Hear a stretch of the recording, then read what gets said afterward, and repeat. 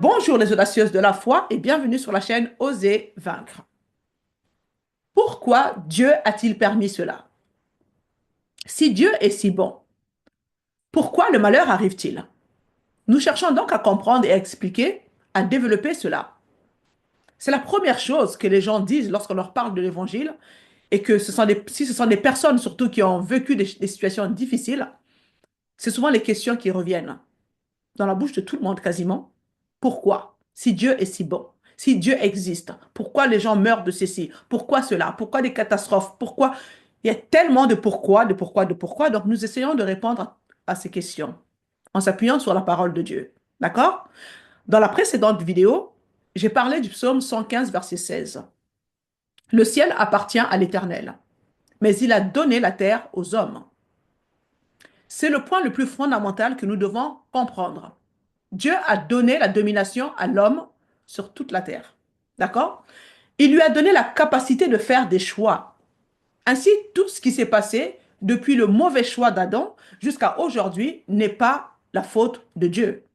Au fait, Dieu ne l'a pas permis parce qu'il lui a dit, ne mangez pas de cet arbre.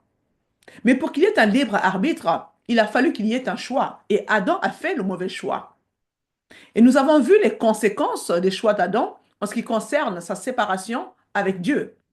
Il est devenu indépendant et en devenant indépendant, celui-ci a perdu son identité, il a perdu son autorité, il a perdu sa bénédiction, il n'est plus équipé pour réussir comme il était au début.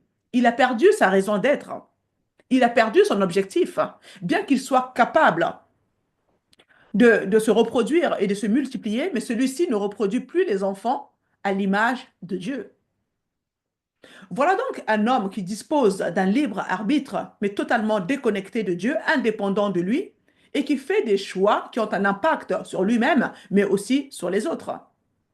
Et bien souvent, nous voyons des gens faire des choix qui ont un impact dramatique sur la vie des autres, entraînant des tragédies et des souffrances sur des générations à venir, à cause du choix d'une seule personne. Et ce n'est pas la volonté de Dieu. Mais Dieu a donné la terre à l'homme. Et Dieu va honorer cela, d'accord? C'est pourquoi il a fallu qu'il devienne un homme pour nous racheter. Il a fallu qu'il y ait un rachat légal. Mais ça, c'est un autre sujet que nous aborderons peut-être un peu plus tard. Passons à la deuxième phase, c'est-à-dire la deuxième raison pour laquelle le malheur survient. La Terre est passée sous la domination d'une nouvelle entité.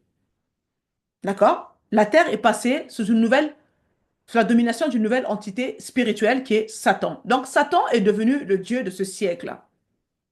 En ce qui concerne Satan, il a une influence qui lui permet de captiver ceux qui se livrent à la chair. En d'autres termes, l'ennemi ne peut rien vous faire sans votre coopération. D'accord? C'est souvent quelque chose qui choque les gens. Satan agit dans votre vie avec votre coopération. Quand vous cédez aux œuvres de la chair, vous lui donnez un accès à votre vie. Quand vous avez des paroles négatives qui sortent de votre bouche, vous lui donnez un accès à votre vie.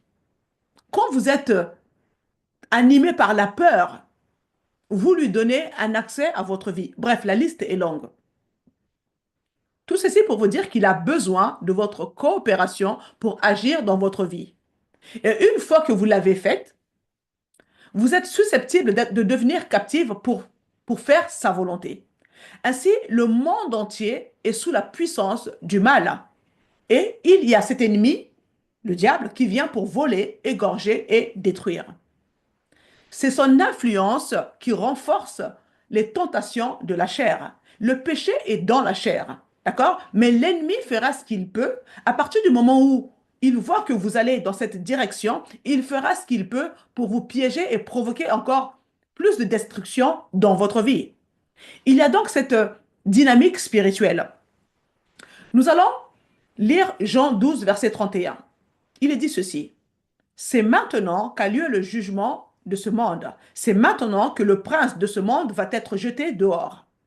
Donc, Satan était l'accusateur des frères devant le trône de Dieu jusqu'à ce que notre représentant légal, Jésus, accomplisse la rédemption et siège sur le trône. Donc, c'est à ce moment-là que Satan a été jeté dehors et a perdu cette position. Jésus est désormais notre représentant légal. Il est toujours vivant pour intercéder en notre faveur, plutôt que de nous accuser. Amen.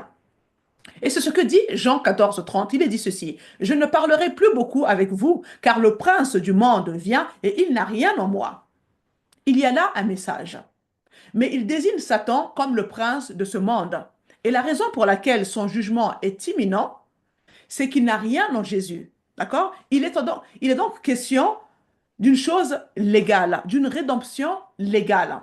Donc, puisque la terre a été donnée à l'homme, un homme doit la racheter.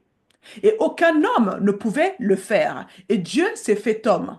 Et il dit, il n'a rien en moi. Rien de ce monde déchu n'était en Jésus. Et c'est pourquoi il peut légalement accomplir la rédemption. Mais ce qu'il faut comprendre, c'est que Satan est appelé le prince de ce monde. Et dans Jean 16, verset 11, on nous parle du Saint-Esprit qui viendra convaincre le monde de jugement. Pourquoi? Parce que le prince de ce monde est jugé. En d'autres termes, le fait que le Saint-Esprit ait été répandu sur toute la chair est directement lié au fait que le prince de ce monde a été jugé sur la croix. Donc ainsi, nous pouvons tous maintenant boire de l'eau de la vie, nous pouvons naître de nouveau, ce qui n'était pas possible auparavant. Continuons à lire. Je vais lire pas mal de passages aujourd'hui. Éphésiens 2:2, il est dit ceci: que vous pratiquiez autrefois conformément à la façon de vivre de ce monde, conformément au prince de la puissance de l'air, de l'esprit qui est actuellement à l'œuvre parmi les hommes rebelles.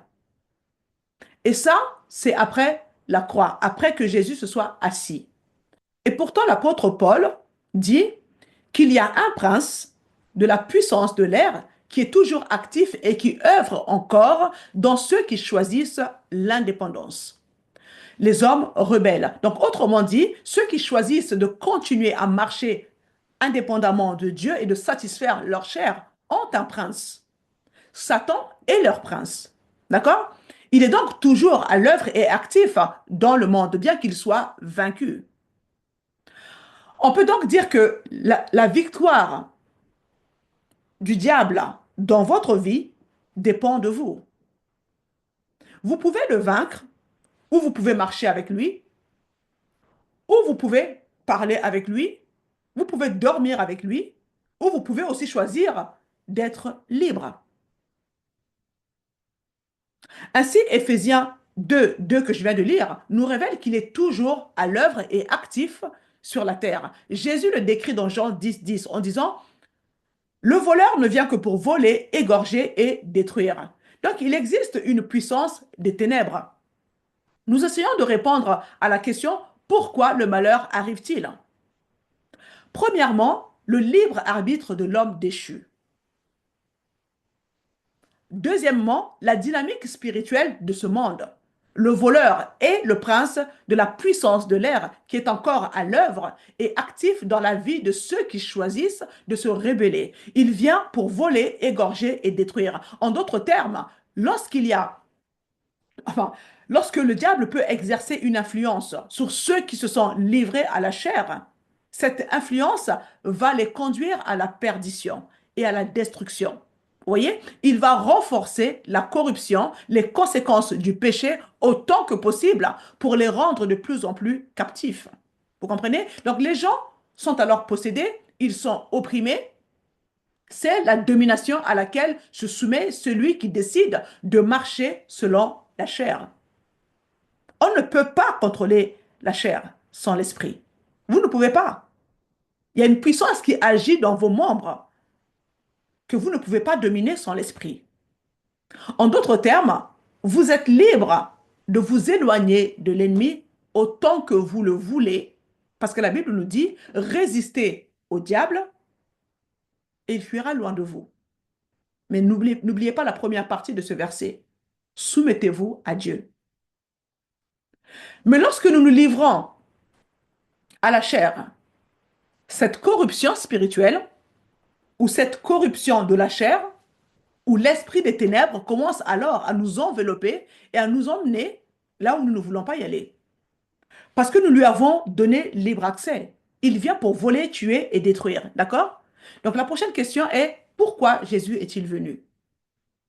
Pour nous aider à comprendre que tout ce qui arrive sur la terre n'est pas la volonté de Dieu.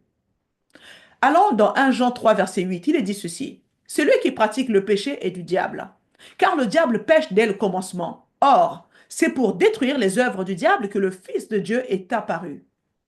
Vous entendez? Le diable existe donc, bien que certaines personnes disent, mais non, le diable n'existe pas. Le diable existe. Et celui-ci a des œuvres. Et elles doivent être détruites. Et Jésus est venu justement pour les détruire. Ainsi, tout ce qui arrive n'est pas la volonté de Dieu. Ou alors, c'est Dieu qui combat contre Dieu. Il est important de bien comprendre cela, car trop de gens disent, eh bien, tout est la volonté de Dieu. Dans ce cas, pourquoi Jésus est-il venu y remédier? Il faut que cela soit clair dans nos cœurs. Sinon, nous ne pourrons jamais aider qui que ce soit, encore moins nous-mêmes, si nous ne sommes pas capables de comprendre pourquoi les mauvaises choses se produisent et ce qui nous a été donné pour empêcher que les malheurs arrivent dans notre vie. Et si, d'une manière ou d'une autre, les mauvaises choses s'introduisent dans votre vie, vous pouvez leur résister et ils s'enfuiront. C'est Dieu qui le dit. D'accord? Nous dominons, mais tant que nous pensons que Dieu contrôle chaque détail de l'existence humaine, la fausse souveraineté de Dieu, n'est-ce pas? Nous allons continuer à être des victimes de ce scénario. Mais une fois que nous réalisons que non seulement la terre a été donnée à l'homme au commencement, revenez toujours au commencement, d'accord? Et que j'ai été racheté. Je suis maintenant assise avec Christ dans les lieux célestes, bien au-dessus de tout ce qui entraîne la domination, la destruction. D'accord? Bien au-dessus de toutes ces choses. J'ai désormais la possibilité de coopérer avec la volonté de Dieu pour apporter la paix, la vie, l'amour, la joie, la santé, la guérison, la délivrance. Non seulement dans ma propre vie, mais aussi dans celle de mon entourage, mais aussi dans le monde. Vous comprenez? C'est notre position en Christ. Éphésiens 2,6. Nous avons cette autorité et cela change toute notre perspective sur la vie. Tout n'est donc pas la volonté de Dieu. Qu'est-ce qui nous détruit? Osée 4,6. Mon peuple meurt. Pourquoi? Parce qu'il lui manque de la connaissance.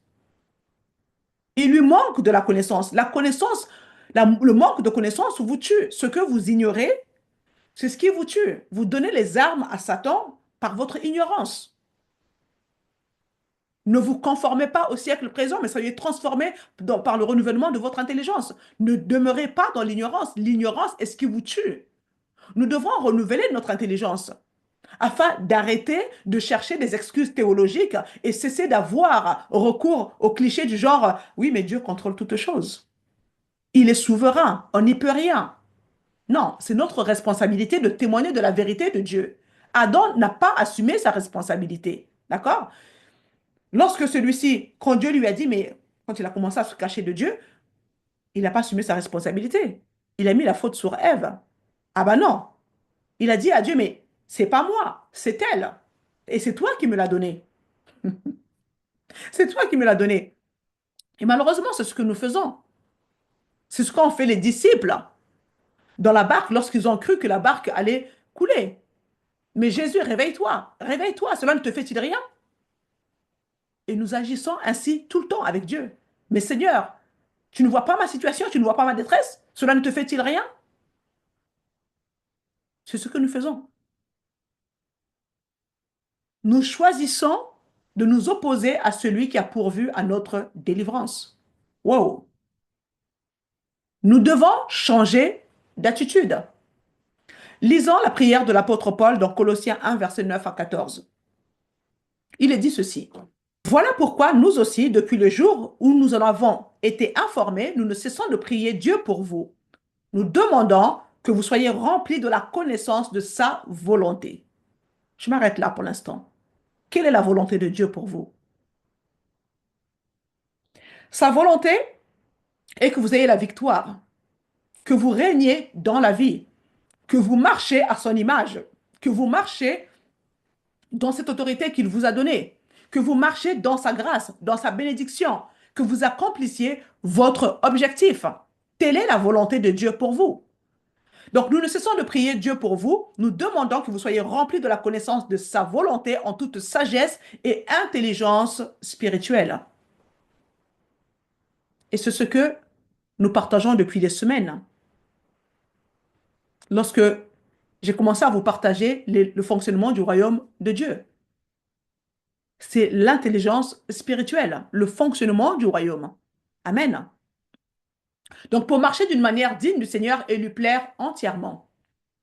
Vous savez, l'apôtre Paul n'aurait jamais fait cette prière si c'était automatique. En d'autres termes, certains chrétiens ne marchent pas d'une manière digne du Seigneur pour lui plaire entièrement. C'est pour ça que l'apôtre Paul a fait cette prière. L'apôtre Paul prie donc en leur faveur pour qu'ils y parviennent. Vous aurez du fruit en toutes sortes de bonnes œuvres et vous progresserez dans la connaissance de Dieu. La connaissance de Dieu est infinie et chacun de nous se situe à un certain niveau. Si nous évaluons notre connaissance de Dieu sur une échelle de 1 à 10, la plupart d'entre nous pensons que nous sommes peut-être à 9. En fait, nous sommes à 2. Il y a tellement plus à savoir sur Dieu que même notre vie entière ne suffirait pas pour tout connaître. Mais l'apôtre Paul prie pour que ces chrétiens progressent dans la connaissance de Dieu. Vous voyez, vous serez fortifiés à tout point de vue par sa puissance glorieuse pour être toujours et avec joie, persévérant et patient. Donc, si la joie n'est pas le fondement de ce qui se passe dans votre vie, alors vous êtes au mauvais endroit. C'est là que nous devrions être. Nous devrions toujours être joyeuses, même au milieu de la souffrance. Et vous exprimerez votre reconnaissance au Père. Donc, tous ces facteurs rendent tout cela réel. C'est ainsi que l'apôtre Paul prie pour nous, afin que nous ne soyons pas victimes du prince de la puissance des ténèbres ou de notre propre nature déchue qui fait des mauvais choix. D'accord? Soyez toujours reconnaissante, parce que la reconnaissance vous permettra de rester sensible au Saint-Esprit. D'accord? La reconnaissance vous amène à apprécier même l'air que vous respirez, même l'eau que vous buvez. Si vous devenez reconnaissante, la reconnaissance 24 heures sur 24, 7 jours sur 7, vous rendra plus sensible à la voix de Dieu que n'importe quoi d'autre. Soyez simplement reconnaissante. Arrêtez de pleurnicher, arrêtez de vous plaindre, arrêtez d'être grincheuse, arrêtez de pointer du doigt et de chercher des défauts chez les autres. Soyez reconnaissante. D'accord? C'est la prière de l'apôtre Paul. Et vous exprimerez votre reconnaissance au Père qui nous a rendus capables de prendre part à l'héritage des saints dans la lumière. Il nous a délivrés de la puissance des ténèbres. Waouh! Il y a donc une puissance des ténèbres. Il est dit dans 1 Jean 5, 19, le monde entier est sous la puissance du mal. Donc il y a cette puissance, cette influence qui est toujours là, mais vous pouvez en être libérés. Il nous en a délivrés. Mais certaines d'entre nous ne veulent pas en sortir. Nous voulons être citoyennes des cieux, d'accord? Mais en même temps, nous voulons continuer à vivre dans notre royaume. Et ça ne marche pas comme ça. Vous ne pouvez pas avoir un pied dans le monde et un pied dans le Seigneur. C'est pas possible. Il nous a délivrés de la puissance des ténèbres et nous a transportés dans le royaume de son Fils bien-aimé en qui nous avons la rédemption et la rémission des péchés. C'est ainsi que l'apôtre Paul prie pour que les gens ne continuent pas à blâmer Dieu pour les mauvaises choses parce qu'ils ne comprennent pas que les hommes ont une nature déchue et que le libre arbitre nous permet de faire des choix, malheureusement, qui ne sont pas bons. Et bien évidemment, l'ennemi se saisit de cela. Il est là pour encourager les personnes qui font des mauvais choix afin qu'il puisse augmenter encore dans ce domaine. L'ennemi œuvre par rapport à ça. Il aide toutes les personnes qui sont dans la chair. Ce sont les deux raisons principales que nous devons retenir. Pourquoi le mal arrive-t-il? Passons maintenant à la troisième raison pour laquelle le mal arrive. La planète est passée de la perfection à l'instabilité. Je vais lire un certain nombre de passages, les parcourir assez rapidement. Genèse 1, verset 31. Dieu regarda tout ce qu'il avait fait. Il constata que c'était très bon. Il y eut un soir et il y eut un matin. Ce fut le sixième jour. Je vais maintenant parler un petit peu de la création. Genèse 1, verset 6 à 7. Dieu dit qu'il y ait une étendue entre les eaux pour les séparer les unes des autres. Dieu fit l'étendue et sépara ainsi l'eau qui est au-dessus de l'étendue de celle qui est au-dessous. Cela se passa ainsi. Ensuite, Genèse 2, verset 5 à 6, il est dit ceci. Il n'y avait encore aucun arbuste des champs sur la terre et aucune herbe des champs ne poussait encore, car l'Éternel Dieu n'avait pas fait pleuvoir sur la terre et il n'y avait pas d'homme pour cultiver le sol. Verset 6. Cependant, une vapeur montait de la terre et arrosait toute la surface du sol. Ainsi, avant le déluge, une voûte d'eau protégeait la terre. La masse terrestre flottait sur un coussin d'eau et le sol et les plantes étaient arrosés par une vapeur qui montait de la terre plutôt que de la pluie qui descendait du ciel. Genèse 6, verset 5 à 8, il est dit ceci. L'Éternel vit que les hommes commettaient beaucoup de mal sur la terre et que toutes les pensées de leur cœur se portaient constamment et uniquement vers le mal. L'Éternel regretta d'avoir fait l'homme sur la terre et eut le cœur peiné. Waouh, vous vous imaginez un petit peu? L'Éternel dit, j'exterminerai de la surface de la terre que j'ai créée, depuis l'homme jusqu'au bétail, aux reptiles et aux oiseaux, car je regrette de les avoir faits. Verset 8. Cependant, Noé trouvait grâce aux yeux de l'Éternel. Dieu a donné la terre à l'homme. Et si Dieu détruisait tous les hommes, il n'y aurait plus aucun moyen de la racheter. Il a donc trouvé un homme à qui il pouvait faire grâce. Et parfois, vous savez, les gens disent, mais pourquoi Dieu n'a-t-il pas tout simplement recommencé? Il l'a fait. Mais il a dû recommencer avec une personne, car la terre avait été donnée à l'homme. D'accord? Et Noé était de la lignée d'Adam, pour ainsi dire. OK? C'est ainsi que Noé a trouvé grâce devant l'Éternel. Il y a eu donc une promesse qui a déjà été faite, qu'il y aura quelqu'un qui sera issu de l'humanité et qui pourra racheter l'humanité. Il fallait donc qu'il reste une personne et Dieu a dit, j'en ai fini avec ça et je recommence, mais il me faut un homme. Et je vais donc sauver un homme qui a trouvé grâce à mes yeux et je vais sauver sa famille et puis nous allons tout recommencer. Ce qui prouve que malheureusement, tout recommencer ne marche pas toujours. Car tant que le problème de fond n'est pas réglé, c'est-à-dire le péché, les mêmes problèmes surgissent. D'accord? Les mêmes problèmes refont de nouveau surface. Parce que le péché est dans la chair. C'est dans la chair. Noé a donc trouvé grâce. Regardons Genèse 6, verset 11 à 13. Il est dit ceci. La terre était corrompue devant Dieu, elle était pleine de violence. Dieu regarda la terre et constata qu'elle était corrompue, car tout le monde était corrompu, tout le monde avait corrompu, sa conduite sur la terre. Alors Dieu dit à Noé, la fin de tous les hommes est décidée devant moi, car ils ont rempli la terre de violence.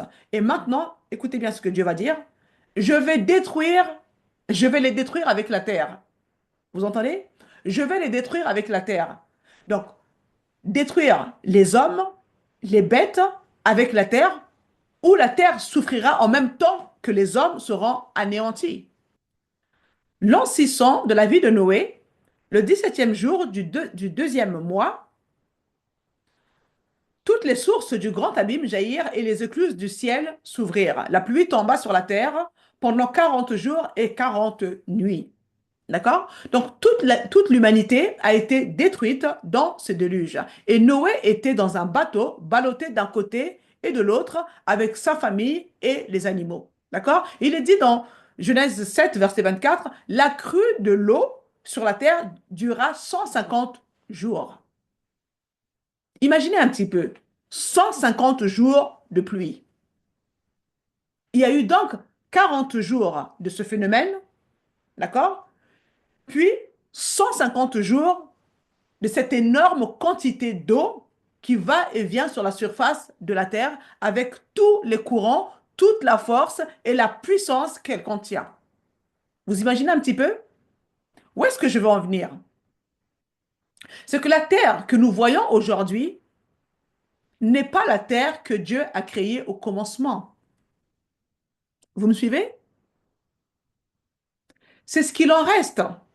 Après le déluge, d'abord 40 jours de pluie et 40 nuits, d'accord? Puis 150 jours de pluie sur toute la surface de la terre dans laquelle nous vivons aujourd'hui, sur laquelle nous vivons aujourd'hui, c'est ce qu'il en reste. Vous me suivez? La terre est passée de la perfection à l'instabilité. Donc aujourd'hui, il existe des endroits de grande beauté et d'autres où il n'y a plus rien. Nous pouvons voir le potentiel de ce qu'elle était, mais nous ne voyons pas ce qu'elle était réellement. D'accord? Nous voyons ce qu'il en reste. La Terre a été fondamentalement changée de manière dramatique et traumatique. Pourquoi? Parce que le déluge et l'instabilité en a été le résultat. Nous demandons, nous nous demandons pourquoi les mauvaises choses se produisent. Des tsunamis par-ci, des tremblements de terre par-là, etc. Nous parlons donc de cette planète avec toutes ces causes catastrophiques que nous voyons, ce désastre naturel qui se produit, mais nous devons comprendre qu'en fait, c'est le résultat du péché. C'est le résultat du péché. Si Dieu a créé ce déluge, c'est à cause du péché. Et donc la terre, avec toutes ces catastrophes que nous voyons, que nous vivons aujourd'hui, c'est les résultats du péché. Ce n'est pas Dieu qui punit la France, ce n'est pas Dieu qui punit les États-Unis, ce n'est pas Dieu qui punit enfin, tel ou tel pays. La terre que nous voyons aujourd'hui n'est que le résultat des conséquences du déluge. La terre est devenue instable. Lisons 2 Pierre 3, versets 5 à 6. De fait, ils veulent ignorer que des cieux ont existé autrefois par la parole de Dieu, ainsi qu'une terre tirée des eaux et au milieu d'elle. Ils oublient volontairement que le monde d'alors a disparu de la même manière, submergé par l'eau. Vous entendez ça? Donc, les êtres vivants et la terre elle-même, telle qu'elle était constituée à l'origine, ont disparu. En d'autres termes, elle n'est plus ce qu'elle était. Elle ne fonctionne plus comme avant. Dans Genèse 10, verset 25, on parle de Héber qui a eu 2 fils. L'un du nom de son fils est Péleg. Et Péleg signifie tremblement de terre. D'accord? Parce que c'est à son époque que la terre fut partagée. Comment pouvez-vous appeler votre enfant tremblement de terre? Ils ont appelé leur fils tremblement de terre. Pourquoi? À l'époque, chaque nom avait une signification. On ne donnait pas un nom juste pour donner un nom. Il y avait une signification par rapport à ce que les gens vivaient à l'époque. D'accord? Donc, pourquoi ces personnes ont appelé leur fils Péleg? Parce qu'à ce moment-là, la terre a été divisée.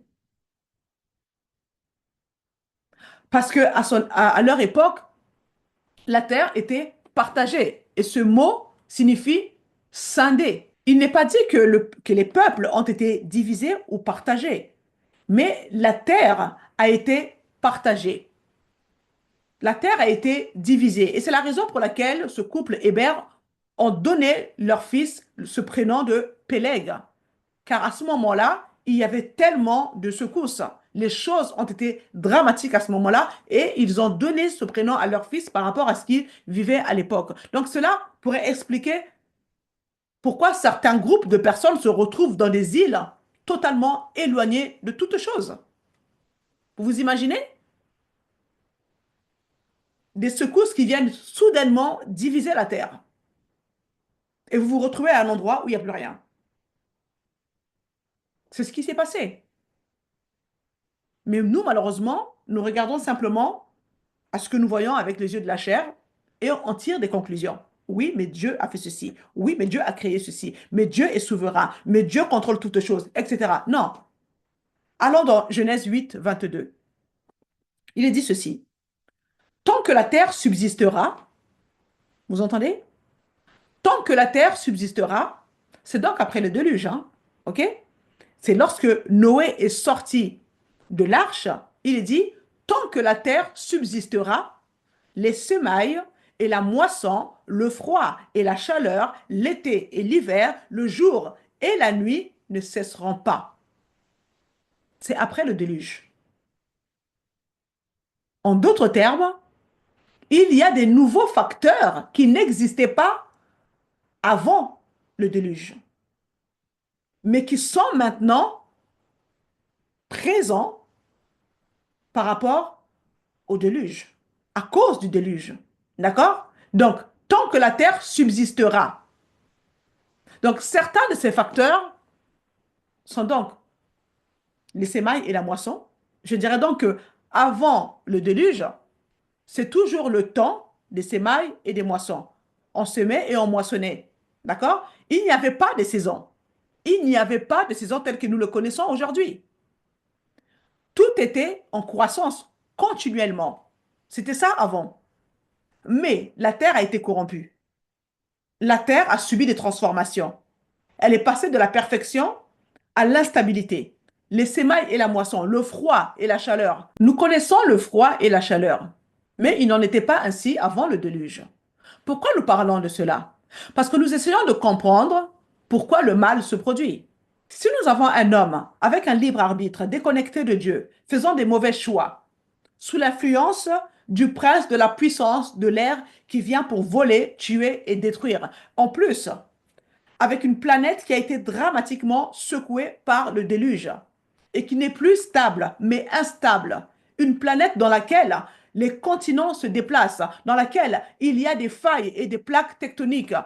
Une planète qui connaît des tremblements de terre, des ouragans, et un climat totalement bouleversé. Toute la planète a été ébranlée au point qu'aujourd'hui, nous avons toutes ces inondations et ces tsunamis, ces tornades, ces ouragans, ces cyclones et toutes ces conditions météorologiques qui sont dramatiques et qui produisent malheureusement des catastrophes et qui semblent s'aggraver de jour en jour.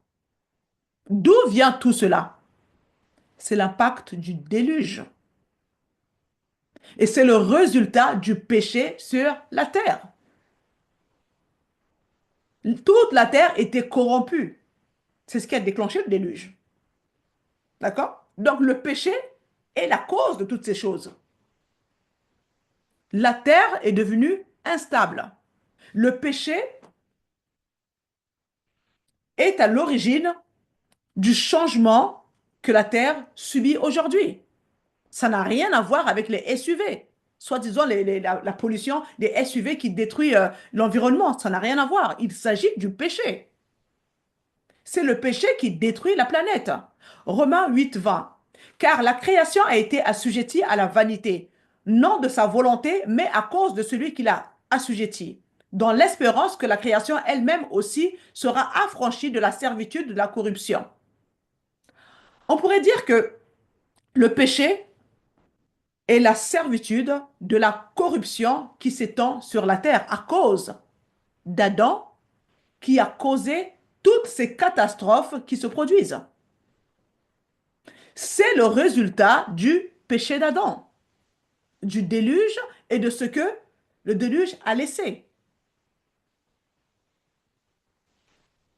ce n'est pas Dieu qui frappe la terre. Ce n'est pas Dieu qui prend plaisir à voir les hommes être détruits par ces catastrophes. La création elle-même sera affranchie de la servitude, de la corruption, pour jouir de la liberté, de la gloire des enfants de Dieu, car nous savons que toute la création ensemble subir et être en travail jusqu'à maintenant. C'est la parole qui le dit. Donc nous observons une terre qui soupire, qui peine, qui tremble, qui se transforme et qui change à cause du péché. Ainsi, lorsque nous voyons toutes ces catastrophes et ces désastres, ce n'est pas Dieu qui les a provoqués. Ce n'est pas Dieu. Mais en fin de compte, c'est Adam. C'est lui qui en est responsable. Un homme à qui on a donné la domination sur toute la terre, qui a fait des mauvais choix, qui ont de l'impact sur toute l'humanité et qui en plus est sous influence de la puissance du prince de l'air, vivant sur une terre qui est totalement ébranlée, c'est Adam qui a déclenché tout cela. Ce n'est pas Dieu. La terre est dans la servitude, la corruption, attendant que les fils de Dieu se manifestent, en attendant le retour de notre Seigneur Jésus-Christ. Alors, une fois de plus, permettez-moi de vous reposer cette question. Pourquoi le malheur arrive-t-il? Pourquoi les tragédies se produisent-elles? Les hommes ont un libre arbitre et une nature déchue. Ils font des choix qui ont de l'impact sur les autres. D'accord? Et tous les crimes que nous voyons sont dus au fait que les hommes ont des choix. Ils ont des choix qui ont un impact sur des personnes innocentes. Nous pouvons dire innocentes dans ce sens où elles n'ont pas été impliquées dans le choix, mais elles en subissent les répercussions. Il y a une dynamique spirituelle à l'œuvre sur la terre, le mal qui vient pour voler, tuer et détruire. L'ennemi existe, Satan existe. Il est là pour provoquer, entraîner la perte de tous ceux qui se donnent, qui se laissent contrôler par la chair. Et cette présence spirituelle est alors à l'œuvre dans leur vie. C'est ce que dit l'apôtre Paul dans Éphésiens 2:2. Troisièmement, la planète est ébranlée, elle est secouée. La planète, après le déluge, est devenue instable. D'où cette tsunami. D'accord? C'est cela qui engendre les changements climatiques, toutes ces catastrophes que nous voyons. Cela fait souffrir des gens, oui, mais ce n'est pas Dieu qui cause tout cela. Rien de tout cela n'est la volonté de Dieu. Ce n'est pas la faute de Dieu. Et on revient toujours au fait que Dieu a donné la terre à l'homme. Et l'homme en a fait ce qu'il en a fait. On en subit les conséquences. C'est tout. Quelle est la provision de Dieu? Lisons Matthieu 7:24. C'est pourquoi toute personne qui entend ces paroles que je dis et les met en pratique, je la comparerai à un homme prudent qui a construit sa maison sur le rocher. Donc dans ce passage, le rocher, ici, n'est pas Jésus. D'accord? Je ne dis pas que Jésus n'est pas le rocher. D'accord? Mais dans ce passage, dans ce contexte, le rocher ici, c'est d'écouter la parole de Dieu et de la mettre en pratique. C'est ce qu'il dit. Donc, toute personne qui entend ces paroles que je dis et les met en pratique, je la comparais à un homme prudent qui a construit sa maison sur le rocher. Ainsi, mettre la parole, mettre en pratique la parole de Dieu, c'est être comme un rocher. Mettre la parole de Dieu en pratique, c'est être comme un rocher. La pluie est tombée. Vous voyez, parfois, les choses arrivent dans la vie.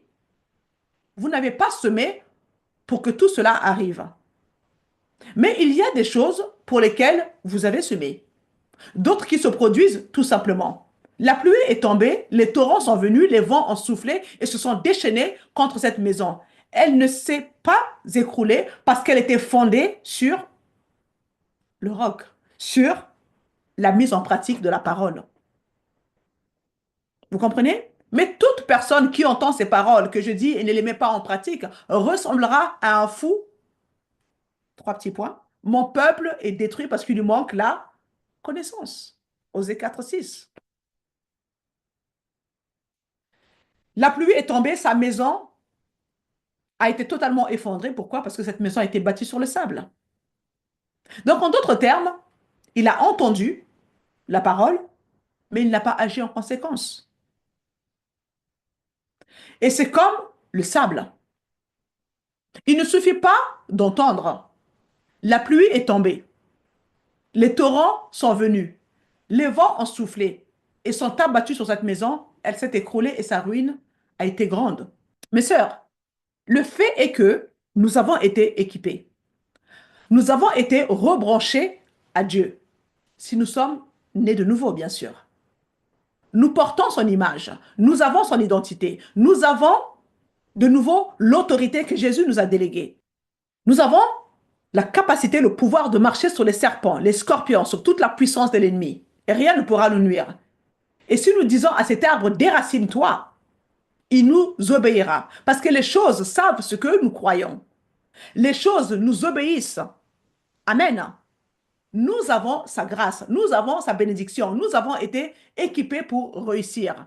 Toutes les promesses de Dieu en Jésus-Christ sont oui et amen. Nous avons une meilleure alliance établie sur des meilleures promesses. La liste est longue. Et nous avons toujours cet objectif. D'accord? Nous avons un objectif à accomplir.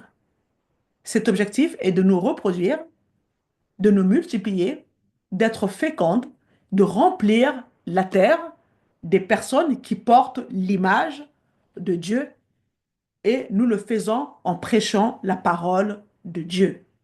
Amen. Dans 15 jours, nous nous retrouverons pour continuer cette série, toujours dans le but de répondre à toutes ces questions que les gens se posent concernant le malheur qui arrive, le malheur que nous voyons dans le monde. C'est important que nous puissions apporter des réponses bibliques. D'accord? Parce que souvent, quand nous voulons conduire les gens à Jésus, les gens se ferment, les gens sont en colère, les gens sont fâchés parce qu'ils ont tellement de questions, il n'y a pas de réponse. Ou souvent, nous leur donnons des réponses clichés. Oui, mais Dieu est souverain. Dieu contrôle toutes choses. On ne sait jamais ce que Dieu est capable de faire. Ce sont des réponses qui énervent les gens.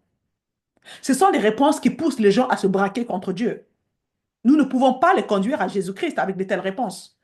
Et c'est la raison pour laquelle cette série que je suis en train de partager est importante pour que nous puissions être capables de donner des vraies réponses bibliques. Les gens, vous n'avez pas à les convaincre, vous les ramenez simplement dans la parole. Et ensuite, laissez le Saint-Esprit les convaincre. Parce que malgré votre joli discours, vous n'arriverez pas à convaincre les gens. C'est le Saint-Esprit qui convainc les gens. Ce n'est pas notre travail. Nous, on ouvre la bouche, on libère la vérité de la parole de Dieu. On conduit les gens dans la parole de Dieu. Ensuite, c'est le Saint-Esprit qui convainc ces personnes. D'accord? Donc, quand vous êtes exposé à ce genre de personnes, même dans votre propre famille, vous serez confronté à ce genre de personnes. Toutes ces questions-là, beaucoup ont ce genre de questions. Même parmi les chrétiens, vous les trouvez. Donc, soyez capables de répondre aux gens en les ramenant dans la parole. Et le Saint-Esprit fera le reste. Amen. Abonnez-vous si ce n'est pas encore fait. Partagez la vidéo pour encourager d'autres personnes, pour apporter peut-être des réponses aux personnes qui vous entourent. Et la suite dans 15 jours. À très bientôt.